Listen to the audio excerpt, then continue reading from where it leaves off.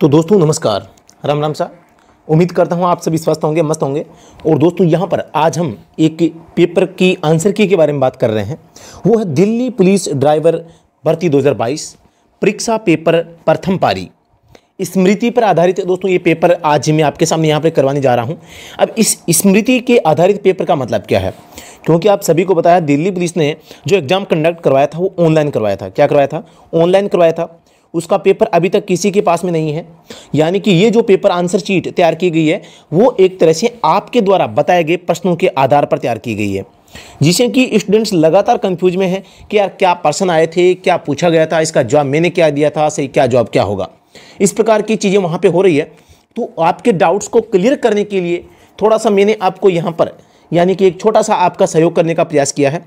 तो यहाँ पर सबसे पहले मैं आपको यहाँ पर बता देना चाहता हूँ, ये पूरा का पूरा पेपर है वो स्मृति पर आधारित है। कोई भी ऑथेंटिकेशन इसका नहीं है, मैं बता देना चाहता हूँ। बोर्ड ने अभी एसएससी बोर्ड ने अभी तक इसकी आंसर शीट जारी नहीं की है। उम्मीद है 29-30 आपके अक्टूबर तक आंसर शीट आ जाएगी। तो शुरू करते हैं आज का पहला प्रश्न। सबसे पहला है पिस्टन किसका बना होता है। एक प्रश्न आया था पिस्टन किसका बना है, तो एल्यूमिनियम एलॉय का बना होता है। इंजन पार्ट्स घर्षण को कम करने के लिए किसका उपयोग किया जाता है, तो लुब्रिकेशन फंक्शन है इसका प्रयोग किया जाता है इंजन पार्ट्स को घर्षण को कम करने के लिए। स्टॉप से संबंधित साइंस से संबंधित 6-7 प्रश्न आए थे। स्टॉप संकेत की आकृति अष्टभुजाकार। स्टॉप संकेत का चिन्ह किस रंग में होता है, लाल रंग में। नीले वृत्त में सीधा एरो जा रहा था, एक ऐसा नीला वृत्त था और एरो सीधा जा रहा था, तो यानी कि आगे या सीधे जाने का संकेत आपको पूछा गया था। कीप लेफ्ट का है, कीप लेफ्ट यानी कि बाएं रखना अनिवार्य, अनिवार्य बाएं मोड़ यानी कि बाएं मुड़ना अनिवार्य। त्रिभुज में क्रॉस का चिन्ह बना हुआ संकेत है तो वो आगे चौराहे का संकेत होता है। सड़क पर गाय खड़ी है तो आप क्या करेंगे, या निकलेंगे। हॉर्न बजाएं या धीमा करके और आगे निकलें, यानी कि हॉर्न बजाना है, धीमा करना है और आगे निकलना है। कैटेलिक कन्वर्टर से भी संबंधित काफ़ी प्रश्न पूछे गए थे। कैटेलिक कन्वर्टर का कार्य क्या होता है, निकास गैसों के प्रभाव को कम करना। वाहन के साइलेंसर में प्रदूषण को रोकने या कम करने के लिए क्या लगाया जाता है, कैटेलिक कन्वर्टर लगाया जाता है। यहाँ पर हो सकता है इसकी भाषा थोड़ी सी चेंज हो गई हो, स्टूडेंट्स को पूरा रिमाइंड नहीं हो रहा कि एक्चुअल में प्रश्न क्या पूछा गया था। तो मुझे भी लगता है कि थोड़ा सा इन प्रश्नों में थोड़ा सा बदलाव हो सकता है। आपके सामने के मार्ग पर आगे मोड़ या कर्व आ रहा है, यानी आगे घुमावदार मोड़ है, गोलाई है, तो ओवरटेक नहीं करना चाहिए। 13 नंबर प्रश्न आपके सामने है, बिना लाइसेंस वाहन चलाना किस धारा के तहत अपराध है, तो धारा 181 है। लुब्रिकेशन का कार्य क्या होता है, इंजन पार्ट्स के घर्षण को कम करना या बचाना। निकास तंत्र से निकलने वाली जहरीली गैस, खतरनाक गैस भी हो सकता है, तो कार्बन मोनोऑक्साइड होती है, जिसे अंग्रेजी में CO के नाम से जाना जाता है। ठीक है। प्रश्न 16 है, CNG का पूरा नाम, कंप्रेस्ड नेचुरल गैस। सभी को पता है CNG वर्तमान में पेट्रोल डीजल का एक वैकल्पिक ईंधन के रूप में सामने आया है और दोस्तों काफ़ी यहाँ पे ये सस्ता भी होता है। ब्रेक वार्निंग लाइट कब ऑन होती है, ब्रेक वार्निंग लाइट, तो ब्रेकिंग समस्या होने पर ही दोस्तों ब्रेकिंग लाइट है वो ऑन होती है। सर्विस ब्रेक कौन से होते हैं, सर्विस ब्रेक को दोस्तों यहाँ पे फुट ब्रेक भी कहा जा सकता है। पार्किंग ब्रेक को हैंड ब्रेक भी कहा जाता है। ठीक है। गाड़ी को पार्किंग कहाँ पर नहीं करना चाहिए, तो जहाँ पर पार्किंग निषेध होता है वहाँ पर पार्क नहीं करना चाहिए। साथियों आप मुझे कमेंट सेक्शन में बता सकते हैं कि आपको इनमें से पहली शिफ्ट में कौन सा प्रश्न देखने को नहीं मिला था, ताकि हम उसको सही कर सकें। अपने वाहन को वाइड या ज़्यादा स्पेस में पार्क करना हो तो कौन सी पार्किंग होती है, समानांतर पार्किंग होती है। ठीक है। नई गाड़ी का पंजीकरण आवेदन कितने दिन में करना होगा, नई गाड़ी का पंजीकरण वो 7 दिन में आपको उसके लिए आवेदन है करना होता है पंजीकरण के लिए। PUCC का पूरा नाम होता है पोल्यूशन अंडर कंट्रोल। एक कार के PUCC की अवधि कितनी होती है, 1 साल होती है। PUCC का उपयोग या कार्य नहीं होता है, परफ्यूम या गाड़ी में महक का कार्य। PUCC का नाम दिया था और ये पूछा था कि इसका काम होता है या नहीं होता है, तो ये परफ्यूम वाला काम नहीं होता है। अंतर्राष्ट्रीय ड्राइवर परमिट की अवधि कितनी होती है, तो IDP, यहाँ पे इसको IDP समझ सकते हैं आप, इंटरनेशनल ड्राइविंग परमिट, 1 साल की अवधि इसके लिए होती है। एक कार इंजन में इंजन RPM कौन बताता है, इंजन का RPM टेकोमीटर बताता है।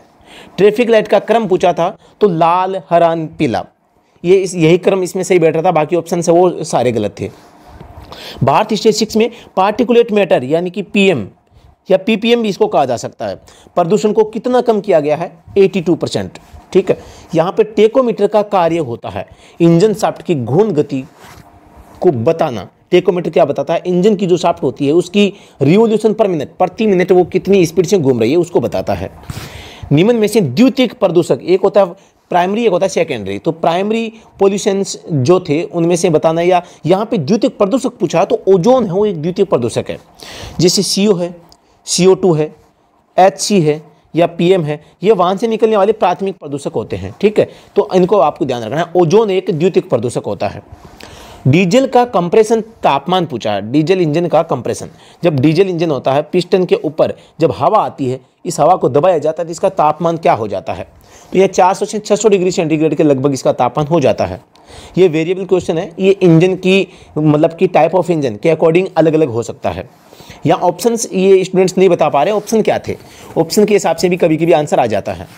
ठीक है, तो प्रश्न संख्या 32 है, निम्न में से टायर का रोटेशन का कार्य होता है टायरों के घर्षण को कम करना। रोटेशन यानी घर्षण जो होता है उसको कम करने के लिए, अनियमित घिसाव जो होता है उसको कम करना। भारत में यूरो की शुरुआत, यूरो का मतलब ही भारत स्टेज है, BS स्टेज, इसकी शुरुआत 2000 में की गई थी।